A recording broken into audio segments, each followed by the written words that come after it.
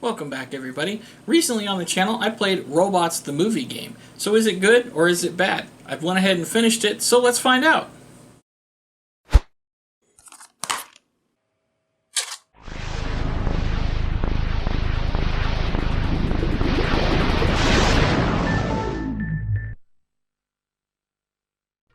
Robots is a third-person platformer where you control a robot named Rodney, an inventor who wants to meet the biggest inventor of all, Mr. Bigweld, and make a real difference in the world, but soon finds out that it will not be so easy and finds himself fighting an evil corporation. Robots was released on February 24th, 2005, and it came out on the Xbox, PlayStation 2, GameCube, Windows, Game Boy Advanced, and Nintendo DS. The console versions were developed by Eurocom and the handheld ports by Kryptonite. The game was published by Sierra Entertainment, Fox Interactive, and Vivendi Universal Games. First up on the chopping block is the aim sensitivity. It's just too high.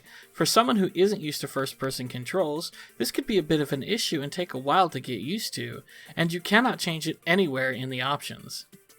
The camera in Robots was pretty bad at times. Now you can go to first person and look around just fine, but the third person camera just didn't cooperate very well with the environment.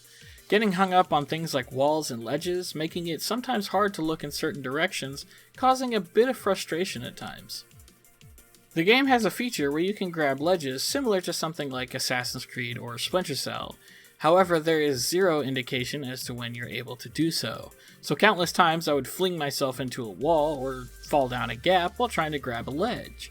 They should have lined the ledges with a different bright color to indicate when you are able to grab something, rather than just making it trial and error. Robots the game suffers from being way too short. It took me around 4.5 hours to complete. There are some other hidden objectives like collectibles to find, and I didn't get them all. I did grab the ones I found on the way, and I tried to look around a little bit, but I certainly didn't rush through this either.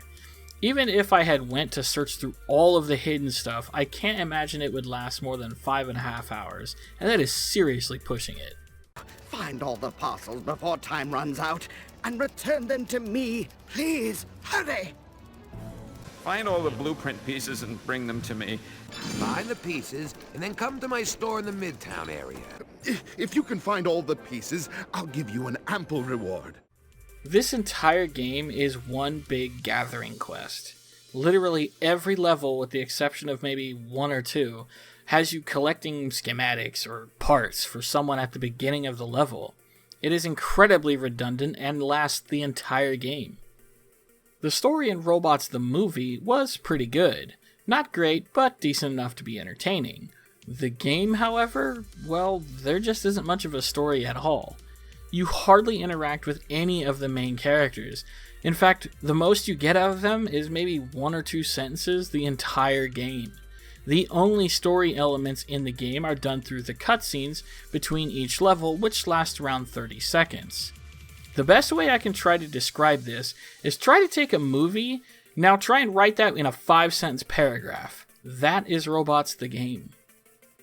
Let's not beat around the bush. Robots the movie and the game is for kids. So me as an adult might have a different opinion than a child might while playing.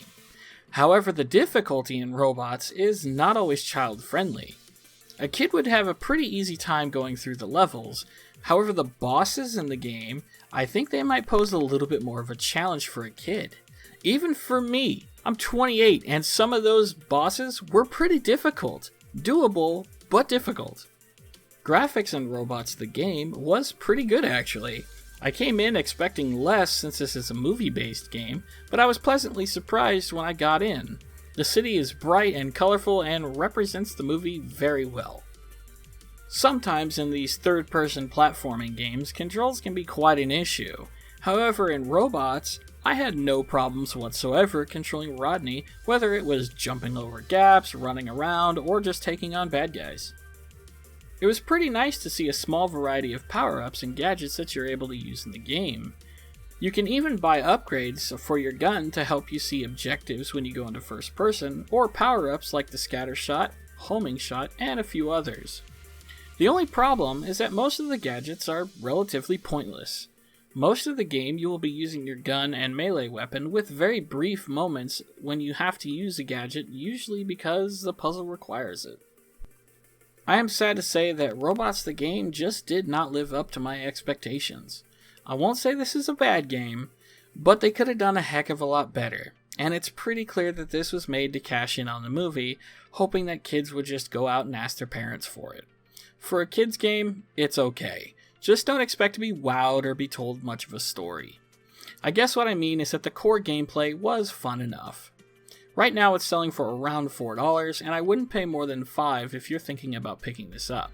But for under $5, I would say give this a shot if it sounds fun to you. But anything more than that, and I would say just pass.